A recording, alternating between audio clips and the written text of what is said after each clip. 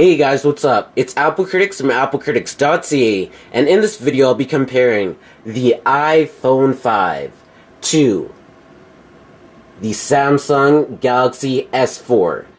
Now these are by far two of the best flagship phones from Apple and from Samsung.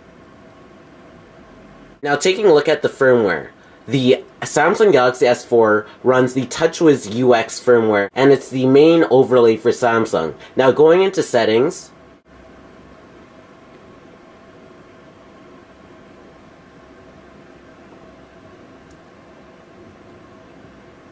the Samsung Galaxy S4 runs Android 4.2 Jelly Bean, whereas the iPhone 5 runs iOS 6. Taking a closer look at the design of the iPhone 5, you can see that the iPhone 5 is just simply beauty. Its 4-inch display along with the camera at the top, and the nice design where it's part glass at the top, and the nice aluminum finish with the Apple logo right there. It's just definitely one of the nicest designs out there. Whereas you have the Samsung Galaxy S4, which has a nice 5-inch edge-to-edge display, a nice home button at the bottom, two touch capacitive buttons that light up, along with a 13 megapixel camera. That's a very big camera with a nice plastic back, which is a hyperglazed back. Now, putting the Samsung Galaxy S4 on top of the iPhone 5, you can see that the S4 is much thinner, although it's also longer than the iPhone 5 because of the 5-inch display. Now, the iPhone 5 has a A6 processor, which is very fast, and Apple didn't even display how fast it actually is. Whereas on the Samsung Galaxy S4, you have a not dual-core, not quad-core, but an octa-core processor, which is 8 cores, also known to have 2 quad-core processors, which is basically 2 quad-core processors in one, and that's simply amazing. Now, it's clocked at 1.6 gigahertz.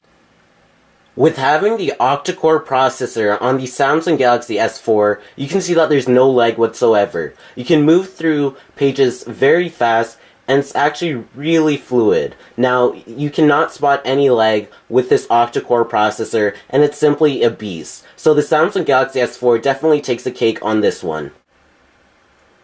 Now, powering off the iPhone 5 and the Samsung Galaxy S4 at the same time,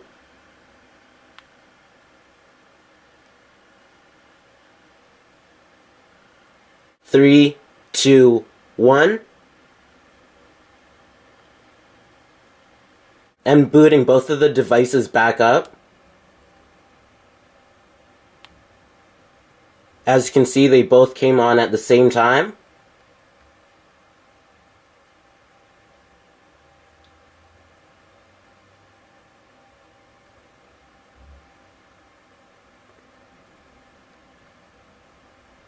And I felt a slight vibration from the Samsung Galaxy S4, and it's now booted up.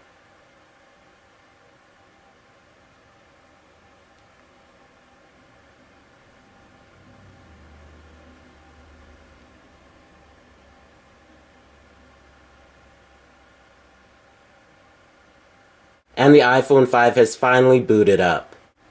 Now the S4 has a brilliant camera, so let's see how it does.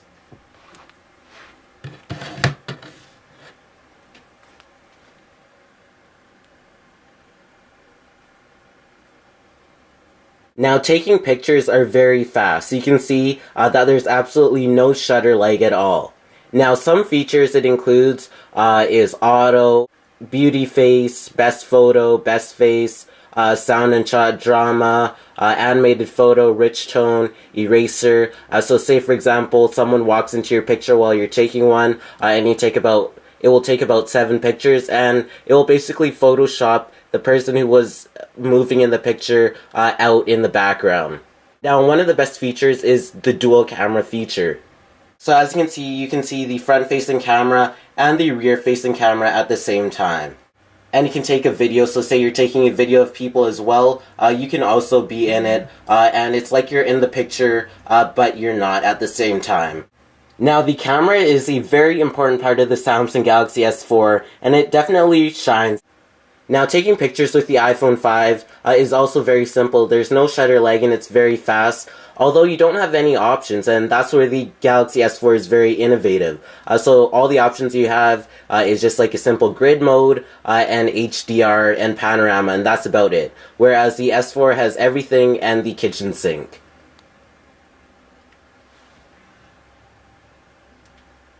Now, the S4 has many features.